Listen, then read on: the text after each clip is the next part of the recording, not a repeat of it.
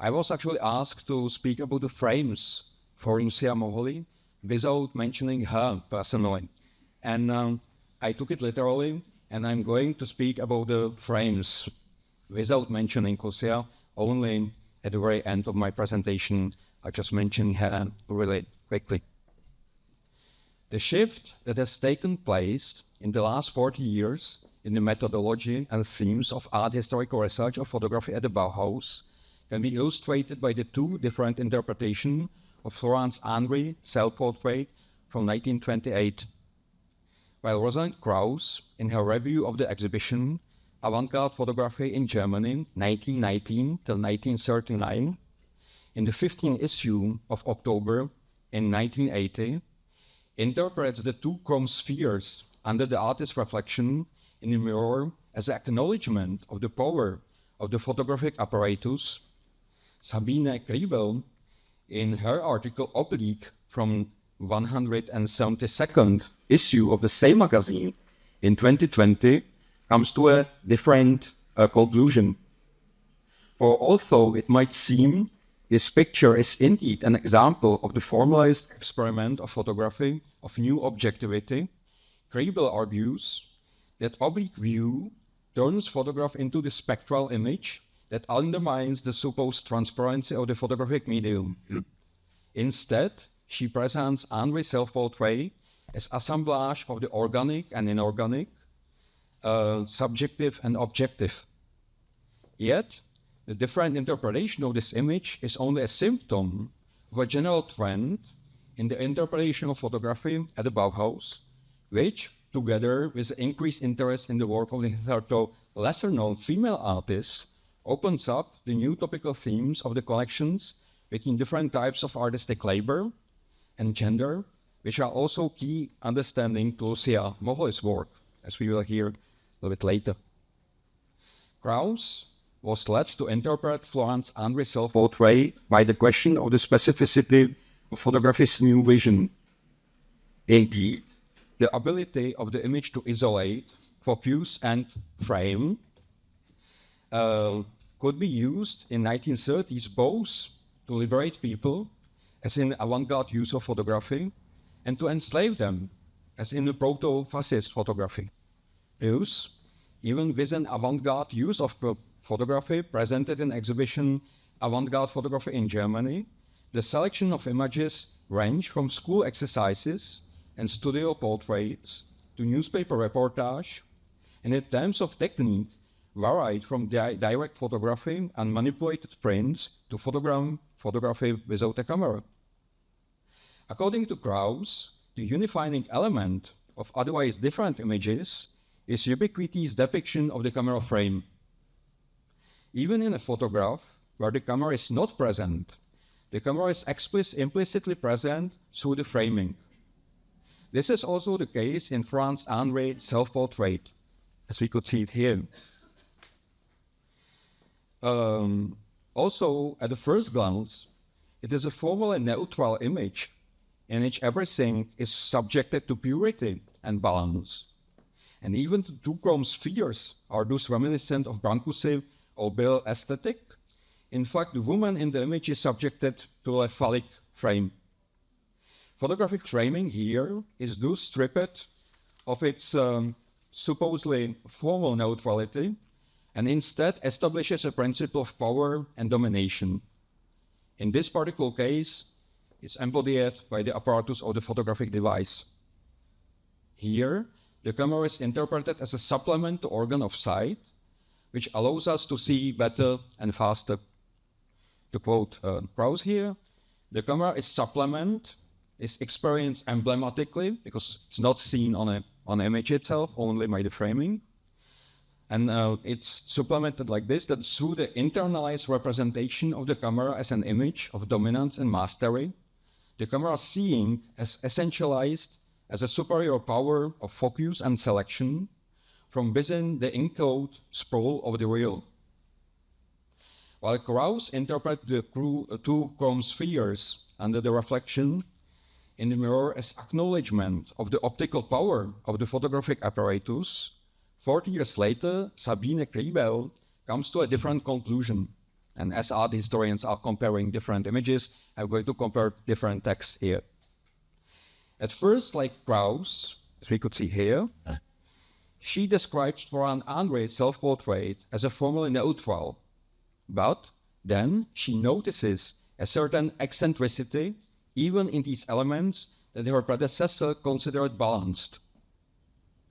The chrome-plated spheres are placed slightly to the right of the center, so image that looks completely like a harmonical and completely focused. It got this sort of eccentricity after the Sabine Kriebel. And they are off the center of the mirror, so that one of them is intersected by the planks of the tabletop, as you could see. So something completely neutral is sort of eccentric, according to her. Above all, however, there is the eccentricity positioned photographic apparatus, which stands to the left rear of the photographed person, so that it is not reflected in the mirror and is not present in the resulting image. So something that Krauss has interpreted as a completely transparent here got completely a different role. The supposedly transparent photograph is thus transformed into the spectral image that was not taken by human hand, and it seems to be a result of the miracle, which Florence Henri enhanced with the gesture of folded hands, that she's not pushing the shutter. Also, the chosen oblique point of view can be interpreted from a formalist point of view as a nod to the aesthetics of the new vision. From a rhetorical point of view, it means undermining supposed rationality of photographic apparatus in favor of irrationality and instability, and more recently also in favor of the queerness, mobilizing the productive forces of the marginality. In contrast to the Krauss, Kriebel does not interpret the camera gaze as an image of power and domination, but instead as an eccentric view from the periphery. In it, there is a destabilization between the subject and object that is not apparent what is an image and what is the real body. The destabilization goes so far that even the reflections on the chrome walls do not show the body of the artist herself, as has been interpreted so far, but show a spectral image of the one who pressed the shutter, since we know from other styles self-portraits of the artist that she was using a very simple camera, number 2 Brownie Model E, which was not equipped with a self-timer. So we know that there was another person who was shooting the shutter. Henri's self-portrait, then, reveals not only a closed self-referential system, but a complex intersubjective network in which was a viewer find ourselves as an unstable position between phantoms in front of us and foreboding gaze behind us. Now, to quote Kriebel here, eccentricity is not sheer projective externality, it is reflexive and protective, allowing the subject to experience the self from without, to generate masks and personae, and to shield a vulnerable inner core. Thus, Henri's photograph is not only eccentric, but excentric, staging exteriority reflexively, performatively, and defensively. The photograph repeated in a fraught post-war cultural context in which the boundaries between self and other, between individuality and collectivity, were actively being renegotiated along personal and political lines. Instead of post-structuralist reading of photography, Kriebel comes up with an interpretation based on the tradition represented, for example, by Kaja Silverman, which is based on analogical reading of photography, in which supposedly stable disjunction between human and inhuman is replaced by a complex assemblage of the organic and inorganic, or the subjective and objective. I think there is even personal reason for that, since Sabine Kriebel studied at California, and her use the term of the rhetoric, I think, is related to the Kaja Silverman use of that as well. In this context, that Kriebel explicitly defines herself against Krauss when we compare these two texts. There are 3 points, and she's defining herself against the first text from the 80s. First, she refers to her review of Jump Over the Bauhaus, which is meant to affirm as interpretation of photography's new vision as a, quoting Krauss, service to human development rooted in primordial craving for the new. Then, for the second, she then referred to Krauss' study the photographic conditions of surrealism, which is the later text by Krauss, in which Henri's photography is post-structurally inscribed in photocentric order. And third, finally, she agrees with Krauss' assessment that critics have attempted to fit Henri's work within the confines of an abstract and mechanically formalist analysis.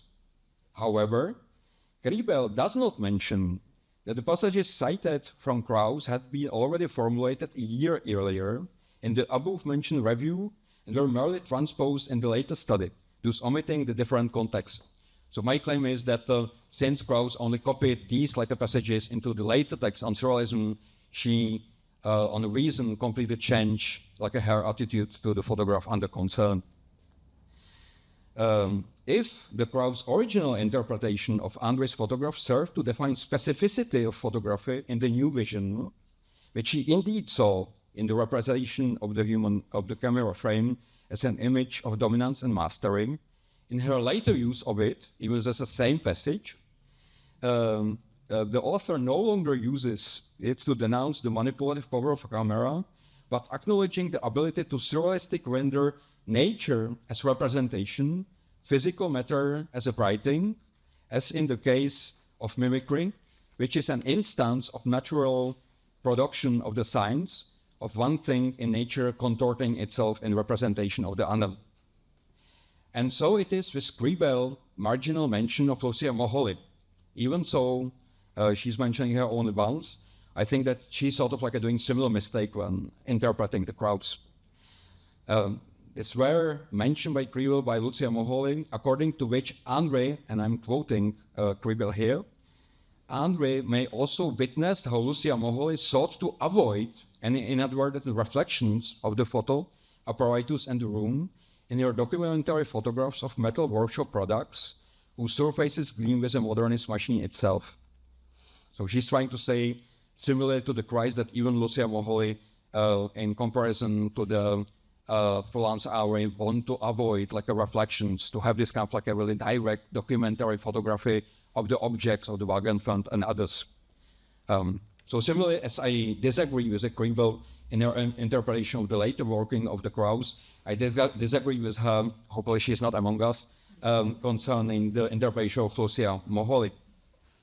Among Lucia Moholy photographs, we can find, for example, against the claim of the Sabine Kriebel, a photograph of Wagenfeld Mocha kettle on whose shiny surface we see a similar reflection as we saw on the chrome bowls in Florence Henri, Henri's self-portrait. So this is what I'm going to show at the end to speak about Lucia Moholy.